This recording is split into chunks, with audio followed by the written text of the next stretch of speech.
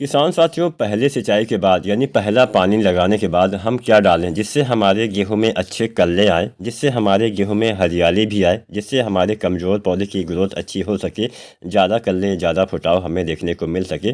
तो पहले पानी के बाद हालांकि बहुत से किसान साथी पहला पानी लगा भी चुके हैं और अभी अभी आजकल में बरसात भी हो रही है। तो मान लीजिए पहला पानी लगाने के आसपास बरसात भी हो गई है, तो यहाँ पर एक बात का ध्यान ये रखना है कि सिंचाई नहीं करना है। अगर बरसात 20-25 दिन की अवस्था में, इससे पहले भी मान लीजिए, बरसात को तो हम ये नहीं बोल सकते हैं कि हाँ 20-25 दिन के बीच ही हो, इससे पहले ना हो इससे बाद में ना हो।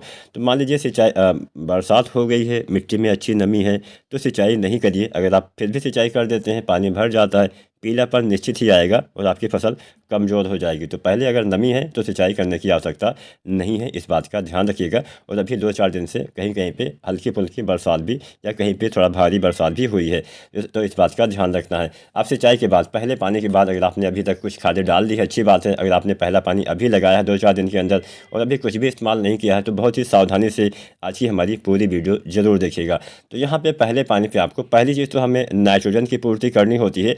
अब नाइट्रोजन की पूर्ति भी आप 2 तरह से कर सकते हैं। एक होता है नैनो यूरिया डालना, एक होता है यूरिया। बहुत सारे हमारे किसान बंधु ऐसा बोलते हैं कि नैनो यूरिया काम नहीं करता है। अगर आपके यहाँ पे काम नहीं करता है तो आप यूरिया डालिए। मेरे हिसाब से दोनों बेहतर है। आप नैनो यूरिया भी डाल सकते हैं और आप यूरिया भी डाल सकते हैं। जो आप दानेदार यूरिया मिट्टी में इस्तेमाल करते हैं, 20 से लेके और 40 या 50, अधिकतम 50% ही आपके पौधे उसका नाइट्रोजन ग्रहण कर पाते हैं। बाकी आधे से या ज़्यादा मात्रा, आप समझ लीजिए आधे से ज़्यादा मात्रा ख़राब हो जाती है, मिट्टी को प्रदूषित करती है, जल को हमारे प्रदूषित करती है, जिससे पर्यावरण भी हमारा दूषित होता है। दूसरी तरफ अगर हम नैनो यूरिया की बात करें, लगभग 80%, ऐसा कंपनी का दावा है, 80% से ज़्यादा लाभ आपके पौधे को, मतलब जो आप नैनो यूरिया डालते हैं उसमें से 80% आपके पौधे उसका उपयोग सही से कर पाते हैं, उससे ज़्यादा भी कर पाते हैं, जबकि यूरिया का 50% से कम ही इस्तेमाल हो पाता है। तो बस आप ऐसे भी जान सकते हैं, अगर आप नैनो यूरिया डालते हैं तो 2 ml से लेके 4 ml, यानी 3-4 ml, आप 2 से वैसे तो 2 ml से 4 ml प्रति लीटर पानी के हिसाब से नैनो यूरिया आपको लेना होता है। नैनो यूरिया 2 ml या 4 ml लीजिए और साथ में 1 लीटर पानी मिला के इस हिसाब से आपको मात्रा आगे कर देनी है और आपको छिड़काव करना होता है। अगर आप यूरिया डालते हैं तो यहाँ पे यूरिया भी आपको लगभग 40 से 45 किलो, एक सामान्य वैरायटी में, कोई अगेती वैरायटी है तो यहाँ पे 10-15 किलो या 20 किलो आप ज़्यादा यूरिया भी डाल सकते हैं। तो यहाँ पे यूरिया या फिर नैनो यूरिया डालने से नाइट्रोजन की ही पूर्ति होती है और इस समय हमें नाइट्रोजन की पूर्ति सबसे ज़्यादा ध्यान इसी पे देना है कि अच्छे से हमारे पौधे को नाइट्रोजन मिल सके। पहला पानी हम किस अवस्था में लगाते हैं? यह अवस्था होती है जड़ अवस्था, क्राउन स्टेज। इस समय मुख्य जड़ का विकास होता है, इसके बाद कल्ले का फुटाव होता है।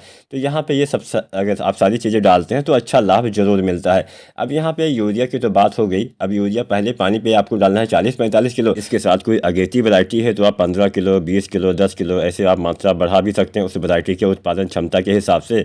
और दूसरे पानी पर भी आपको इतनी ही मात्रा में यूरिया डालना होता है। नैनो यूरिया भी पहले और दूसरे पानी पर जब आप यूरिया डालते हैं उसकी जगह पर फिर आप 3 बार भी नैनो यूरिया डाल सकते हैं। मतलब बुआई के समय छोड़ के बाकी बाद में आप यूरिया या फिर नैनो यूरिया का इस्तेमाल करेंगे तो भी अच्छा लाभ मिलेगा। अगर आप यूरिया डालते हैं तो साथ में डालिए सल्फ़र, जो आता है 90% वाला। लगभग 4 से 5 किलो सल्फ़र डालने से हरापन, हरियाली, कल्ले का फुटाव आपको देखने को अवश्य मिलेगा। सल्फ़र के साथ आप डालिए जिंक, 33% वाला जो आता है, लगभग 5 से 7 किलो जिंक डालिए, अच्छा लाभ जरूर मिलेगा। या फिर 21% वाला जो जिंक आता है, 8 से 10 किलो आप डाल सकते हैं, इससे भी अच्छा फ़ायदा मिलेगा। तो ये 3 खादें, यूरिया, जिंक और सल्फ़र, आपको इस्तेमाल कर देना है, अच्छा लाभ अवश्य मिलेगा।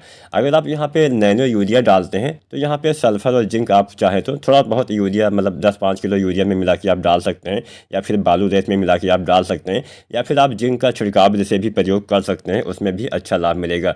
तो यहाँ पे 2-3 खादें आपको पहले पानी के बाद डालनी है, यूरिया, जिंक और सल्फ़र, जिससे अच्छा फ़ायदा अवश्य मिलेगा। इसके बाद में लगभग 1 सप्ताह बाद, लगभग 30-35 दिन पर आपको, या 40 दिन के अंदर आपको, 35 दिन तक आप डालेंगे NPK 19-19-19, तो अच्छा फ़ायदा मिलेगा। NPK 19-19-19 से हरियाली, ग्रोथ, कल्ले का फुटाव आपको देखने को मिलेगा। अब यहाँ पे NPK 19-19-19 1 किलो से लेके 1.5 किलो आपको इस्तेमाल करना है। इतनी मात्रा 1 एकड़ खेत के लिए पर्याप्त रहने वाली है। उम्मीद करते हैं आज की वीडियो, आज की जानकारी पसंद आई होगी। वीडियो और जानकारी पसंद आई तो लाइक शेयर करें और चैनल को सब्सक्राइब करें। धन्यवाद।